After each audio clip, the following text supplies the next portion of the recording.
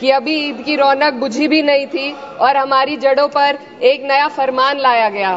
पहले उत्तर प्रदेश में मुसलमानों को नमाज पढ़ने पर रोक लगाई और फिर सौगात में ये बिल लाया गया। निसार में तेरी गलियों पे है वतन, जहां चली है रिवाजो गैर कि कोई ना सर उठाकर चल सके। मैं सभापति जी आपको ये बताना चाहती हूँ कि ईद के मौके पर एक विधवा महिला अपनी लड़की के साथ मेरे पास आई और उसने बताया कि वह एक वक्फ की प्रॉपर्टी में रहती है, वही उसके सर पर छत का काम भी करती है और उसकी रोजी रोटी भी वहीं से आती है। वो इस बिल को लेकर इतनी फिक्रमंद थी कि कहीं उससे वो उसकी संपत्ति ना छीन ली जाए। वो अकेली एक ऐसी महिला नहीं है, ऐसे लाखों लोग हैं जो वक्फ की गरीब महिलाएं जो वक्फ की संपत्ति से अपना रोजगार चला रहे हैं। और ये जो वक्फ बाय यूजर क्लॉज के हटाने से लाखों वक्फ की जायदाद अपना स्टेटस खो देंगी और लाखों लोग इसी तरीके के लोग सड़कों पर आ जाएंगे। वक्फ क्या है? वक्फ बाय यूजर क्या है? इसका ये मतलब है कि कोई जायदाद अगर सालों से दीन और भलाई के कामों के लिए इस्तेमाल हो रही हो तो वो खुद ब खुद वक्फ मानी जाएगी। हिंदुस्तान की अदालतों ने भी इस बात को तस्लीम किया है। वक्फ बाय यूजर सिर्फ वक्फ बोर्ड को ही मिली कोई खास सौगात नहीं है, ये बल्कि सभी अन्य धार्मिक ट्रस्टों को परंपरा और यूज के आधार पर बिना किसी डॉक्यूमेंटेशन के धार्मिक चरित्र को डिक्लेयर करने का राइट मिला हुआ है। भारत के संविधान के आर्टिकल 13 क्लॉज 3 में कस्टम और यूसेज को कानूनी वैधानिकता प्रदान करता है। इसी आर्टिकल से वक्फ बाय यूजर भी निकला गया है।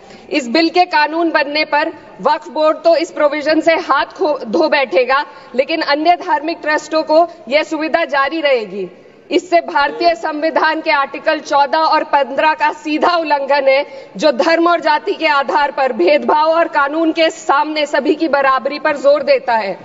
मैं इसके साथ ये भी कहना चाहती हूँ कि सत्ता के लोग जो एक दूसरे की पीठ थपथपा रहे हैं कि वक्फ बाय यूजर का जो अमेंडमेंट इन्होंने दिया उसको एक्सेप्ट कर लिया गया है, लेकिन इनकी शरारत यह है कि उसके साथ ही एक ऐसा प्रोवाइजो इसमें शामिल किया गया जिसके आधार पर यह कहा गया है कि अगर कोई भी वक्फ की संपत्ति विवादित हो तो वो अपना वक्फ स्टेटस खो देगी। तो जो अमेंडमेंट इन्होंने दिया है, जिसको एक्सेप्ट कर लिया गया है, उसका कोई मतलब नहीं है। ये इनकी नीयत है जो साफ जाहिर हो रही है। सोने पर सुहागा एक काम और किया है। सरकार ने वक्फ की कानून के सेक्शन 107 को हटाकर लिमिटेशन एक्ट में 12 साल तक ही किसी के खिलाफ अदालत में जाने का प्रोविजन है। सेक्शन 107 में बोर्ड को लिमिटेशन एक्ट से राहत मिली हुई थी। वक्फ बोर्ड कभी भी अवैध कब्जाधारियों के खिलाफ अदालत जा सकता था।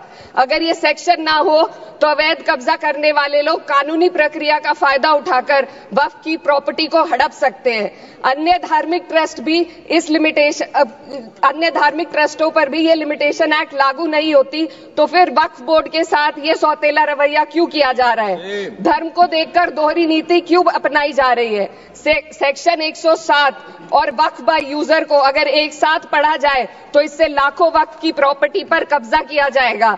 इसलिए ये बिल मुसलमान की भलाई का नहीं बल्कि उनके वजूद और विरासत को मिटाने का बिल है।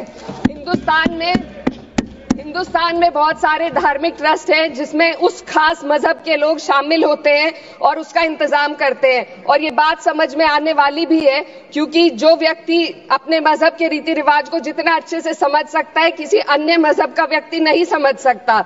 आर्टिकल 26 क्लॉज 2 के तहत धार्मिक संप्रदायों को अपने मजहबी इदारों के एडमिनिस्ट्रेशन का हक देता है, लेकिन वक्फ बोर्ड के बारे में इसको उल्टा किया जा। Sir 2 minute sir please 2 minutes.